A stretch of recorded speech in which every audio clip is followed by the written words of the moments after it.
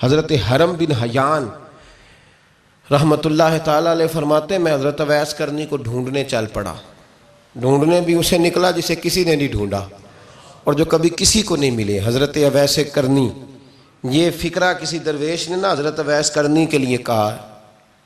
یہ فکرہ پورا فیٹونی پہ آتا ہے. اسی کسے دے کچھ نہیں جے لگ دے تے نہ کوئی ساڈا دردی، کوئی یارانہ نہیں، کوئی دوستانہ نہیں. حضرت اویس کرنی کا مزار بھی کنفرم نہیں کہ کدھر ہے. بس اسی کسے دے کچھ نہیں لگ دے، کیا ضرورت ہے. بس ٹھیک ہے، اپنا جو ہے انداز سارے زمانے سے علیحدہ کر کے رکھا انہوں نے، علیحدہ، الگ تھلگ. تو حضرت خواجہ اویس کرنی کو ڈھونڈتے ڈھونڈتے کہتے ہیں میں گیا، کرن گیا. حضرت حرم بھی نہیں، یہ داتا صاحب نے اس کو لکھا ہے. فرماتے ہیں میں گیا تو مجھے لوگوں نے کہا وہ تو حج کرنے چلے گئے. کہتے ہیں جب میں مکے گیا تو میں نے لوگوں سے پوچھا اویس کرنی آئے تھے؟ کہنے لگے ہم تو نہیں جانتے. یہ تو میرے جیسے لوگ ہوتے ہیں نا جن کی تصویریں زیادہ نکلتی ہیں تو جن کی ویڈیو زیادہ ہوتی ہے تو لوگ زیادہ جاننے لگتے ہیں، ورنہ رب کریم کے بندے تو چھپے ہوئے چکر میں پڑے ہی نہیں. کون اویس کرنی؟ تو انہوں نے کہا کہ حضرت اویس کرنی، چہرے پر برس کے داغ ہیں، کمزور سا وجود ہے، داڑھی زیادہ گھنی نہیں. جب حالات بتائے تو کہنے لگے اس طرح کا ایک شخص آیا تھا، اس نے طواف کیا تھا. پہلے بھی دنیا کرتی ہے پر جب اس نے کیا ہے نا تو اس کے طواف نے وہ خود بھی رویا ہے اور بھی بڑے روئے ہیں. وہ جب حجر اسود پہ آیا ہے تو رنگ بدلتا دیکھا ہے. کہا وہ کدھر گئے؟ کہنے لگے پورا نہیں پتا، اتنا ضرور خبر ہے کہ ان کے انداز بتاتے تھے کہ اب مدینے جائیں گے. تو جناب حرم بن حیان کہتے ہیں پھر میں مدینے گیا، میں نے خواجہ اویس کو ڈھونڈا. میں نے کہا یار میں نے حضرت خواجہ اویس کرنی کو ملنا ہے، کسی نے بتایا ہے کہ وہ مدینہ شریف آئے. تو لوگ کہنے لگے ہم نہیں جانتے وہ کون ہے. لیکن نا دنیا جان گئی، دنیا میں بڑا کچھ ہو گیا، بائی نیم لوگ جاننے لگے، ہوٹلوں پہ پہچاننے لگے، سڑکوں پہ پہچاننے لگے. لیکن بات تو یہ ہے کہ جن کو پہچاننا چاہیے اگر وہ پہچان لیں پھر تو بڑی بات ہے، پھر تو بڑی بات ہے. لیکن اگر وہاں ہی پہچان نہ ہو سکے تو پھر تو معاملہ بڑا الگ سا ہے نا. عزیز بھائی، حضرت خواجہ اویس کرنی کے بارے میں پوچھا تو مدینہ شریف کے زائرین اور وہاں کے مقامی لوگ بھی کہنے لگے کوئی نہیں پتا، ہم نہیں جانتے، ملے ہی نہیں. تو کہا باریک سا وجود ہے، پرانا سا لباس ہے، برس کے داغ ہے، چہرے پہ داڑھی زیادہ گھنی نہیں، کسی کو پاس نہیں بٹھاتے. اور پھر ایک جملہ اور کہا سنا ہے روتے ہیں تو بڑے درد سے روتے ہیں، سنا ہے بھیگی رہتی ہیں پلکیں، سنا ہے ان کی پلکیں بھیگی رہتی ہیں. میں 2-4 دن پہلے کسی سے سن رہا تھا شعر، اس نے کہا تھا ایک واری میری آنکھیاں تو انہوں نے اتھرو پونجے سن ہن چسکا پہ گیا رونے دا ہر ویلے یا ہو زاری ہے. تو کہتے ہیں کہ وہ اس طرح کی اس کی کیفیت ہے. کہتے ہیں میں نے کہا یار وہی تو اویس کرنی تھے، کدھر گئے؟ کہنے لگے کوئی خبر نہیں. جب وہ آئے ہیں تو ان کے آنے کا انداز ہی نرالا تھا، سسکیاں اور آہیں نکل گئیں اس شخص کی جب وہ مدینے آیا. حضرت حرم بن حیان کہتے ہیں میں ڈھونڈتا رہا، تلاش کرتا رہا، پھر میں ان کو ڈھونڈتے ڈھونڈتے عراق میں آیا تو نہر فرات کے کنارے ایک کمزور سے آدمی کو ریت کے ٹیلے پر بیٹھ کے وضو کرتے دیکھا. کہتے ہیں جب ان کا وضو مکمل ہوا تو میں نے کہا السلام علیکم. تو کہتے ہیں انہوں نے چہرہ نہیں پھیرا، وہیں بیٹھے بیٹھے کہنے لگے وعلیکم السلام یا حرم بن حیان، یا حرم بن حیان وعلیکم السلام. تو کہتے ہیں میں نے کہا کہ من انت، آپ کون ہے؟ تو کہنے لگے وہی ہوں جسے تم مکے اور مدینے ڈھونڈتا رہا. تو کہتے ہیں میں نے کہا حضور آپ میرا نام کیسے جانتے ہیں؟ بڑا خوبصورت جملہ ہے، اللہ کرے آپ کو یہ یاد رہ جائے. سبق کبھی نہ بھولنا، یہ سبق کبھی نہ بھولنا. بابا صاحب کے مزار پہ گئے تو خالی آ گئے، داتا صاحب گئے تو خالی، ایسے ہی چلے گئے. ہم فارغ لوگ تھے، کوئی کام نہیں تھا کہ بابا فرید کی گلیوں میں گھومتے رہے. ہم فارغ تھے کہ 2 بجے حضرت سلطان باہو رحمت اللہ علیہ کی جالیوں کے سامنے کھڑے رہے. ہم کوئی پتھر چاٹنے والے لوگ تھے کہ آدھی رات بیت گئی اور ہم بزرگان کرما والا شریف کھڑے رہے. یہ کیسے ہو گیا کہ محدث اعظم کے مزار پہ کھڑے رہے؟ ایسے ہی کوئی بات تھی؟ حضرت اویس کرنی بول کر فرمانے لگے، کہنے لگے کیا کہا تو نے کہ میں تجھے کیسے جانتا ہوں؟ فرمانے لگے تو مجھ سے پیار کرتا ہے، عارف تو روحی من روحی کا، میری روح تیری روح کی جاننے والی ہے. یہ روحوں کا رشتہ ہے، یہ خطا نہیں جایا کرتا۔ عرفت روحی من روحی کا، میری روح تیری روح کو جانتی ہے۔ یہ کیسے ہو گیا؟ کوئی ایسے لوگ تھے تو اتنی جگہ مجھے تلاش کر آیا اور میں تجھے جانوں نہ؟ یہ کیسے ہو سکتا ہے؟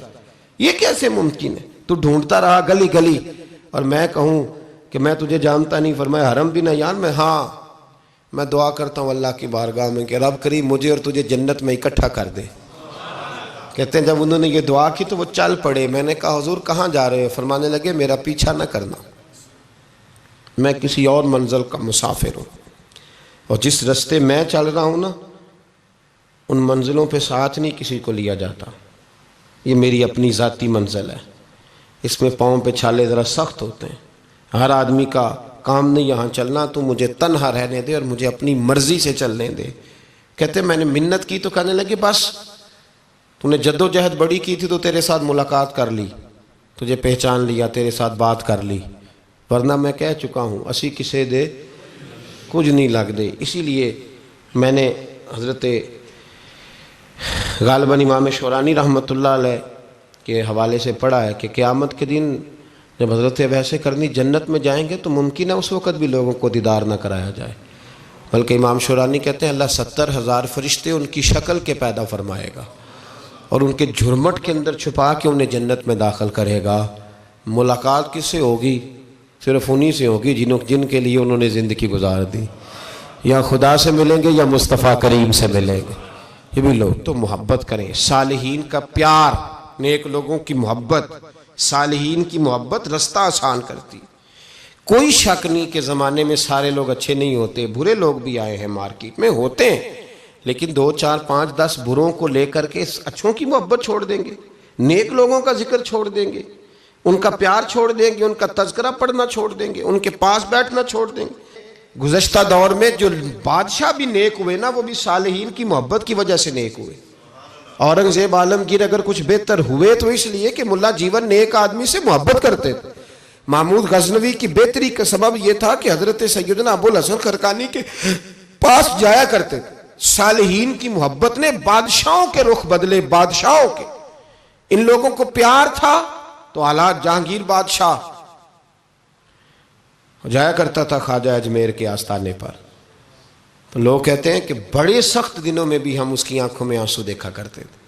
درد والی جگہ پہ جاتے تھے نا لوگ تو درد مند ہو جاتے، اس لیے صالحین کا پیار کبھی نہ چھوڑے، کبھی نہ چھوڑے۔ میرے بھائی کپڑوں پہ مٹی پڑ جائے نا تو کپڑے دھوئے جاتے ہیں، اتار کے پھینکے نہیں چاہتے۔ چیزیں غلط ہو جائیں تو گرد جھاڑی جاتی ہے، اس نظام کو چھوڑا۔ صالحین کا پیار کبھی نہ چھوڑنا، کبھی نہ چھوڑنا۔ رب کریم کے بندوں کی محبت اللہ تبارک و تعالیٰ کے قریب کرے گی آپ کو، اللہ کے بندوں کی محبت آپ کے اندر جلوے پیدا کرے۔ اور اگر آپ ان کو پڑھیں گے، میں جب پاک پتن شریف جاتا ہوں یا کسی مزار پر میں کھڑا ہوتا ہوں نا تو وہ جو حالات پڑے ہوتے ہیں نا ان بزرگوں کے، وہ سامنے آتے ہیں کہ یہاں خواجہ نظام الدین محبوب الہی تشریف لائے۔ دیکھیں نا اگر کوئی بندہ سوچے تو ہو سکتا ہے کہ اس کا کلیجہ پھٹنے کو آئے جب خواجہ نظام الدین صاحب کہتے ہیں کہ جو باب جنت ہے نا بابا فرید صاحب کا، کہتے ہیں یہ ایسے ہی باب جنت نہیں، فرماتے ہیں جب بابا صاحب کا وصال ہوا تو بابا صاحب وہیں لیٹے ہوئے تھے جہاں آج ان کی مزار ہے، اور ان کے سرانے بالکل جس جگہ کو لوگ باب جنت کہتے ہیں وہاں میں نے رسول پاک کو کھڑے ہوئے دیکھا ہے۔ اب کوئی آدمی حضور کی خوشبو محسوس، اس کا ایک ارادہ بن گیا نا کہ یہاں حضور کھڑے تھے، اس پر کیفیت کیا طاری ہوگی، اس پر انداز کیا ہوگا، اس پر وارد کیا ہوگا، وہ کہاں پہنچ جائے گا 1-2 منٹ کے اندر۔ تو یہ تو اس وقت ہے جب اس کے محسوسات ہوں گے، جب وہ نظریاتی طور پر اس بات سے متفق ہوگا، جب وہ خوشبو محسوس کرنے کی صلاحیت رکھتا ہوگا۔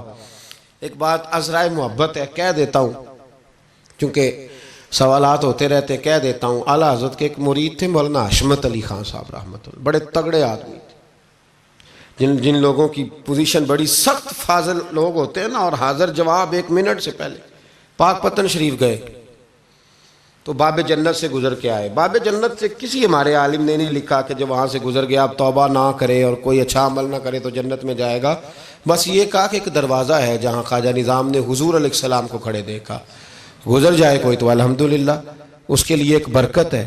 لیکن کسی شخص نے یہ نہیں کہا کہ اب وہاں سے نکل کے آ جائے اور معاذ اللہ جھوٹ بولے، جو مرضی کرے اور کہ میں جنتی ہو گیا، یہ معنی کسی بندے نے بھی بیان نہیں کیا۔ ہاں وہاں سے گزر کے آئے، سچی توبہ کرے، بعد میں اپنے اعمال پہ محنت کرے، اللہ اسے برکت عطا کرے گا۔ فرماتے ہیں میں پاک پتن شریف سے ہو کے آیا، رش بڑا تھا، اس کے ایام تھے، تو باب جنت سے گزر کے آیا تو میں بس کی چھت پہ بیٹھ گیا۔ کچھ اور لوگ بھی تھے، تو ان میں سے کچھ ایسے صاحبان بھی تھے جن کو بیماری ہوتی ہے چھیڑ کے رکھنے کی، کوئی نہ کوئی بات کیے رہتے ہیں، یہ ہو گیا تو وہ ہو گیا، کہتے ہیں انہوں نے بات چھیڑ دی، مولانا کہاں سے آ رہے ہو؟ تو میں نے کہا پاک پتن شریف۔ تو کہنے لگے کہ آپ وہ بہشتی دروازہ جس کو کہتے ہیں باب جنت، وہاں سے بھی گزرے ہیں؟ کہنے لگے الحمدللہ، لائن تو بڑی لمبی تھی پر موقع مل ہی گیا ہے، گزر گیا ہوں وہاں سے۔ تو کہتے ہیں مجھے سونگنے لگ گئے۔ کہنے لگے پھر تو آپ جنتی ہو گئے ہوں گے، پر آپ کے پاس سے جنت کی خوشبو نہیں آ رہی۔ تنزیہ انہوں نے کہا، تنزیہ۔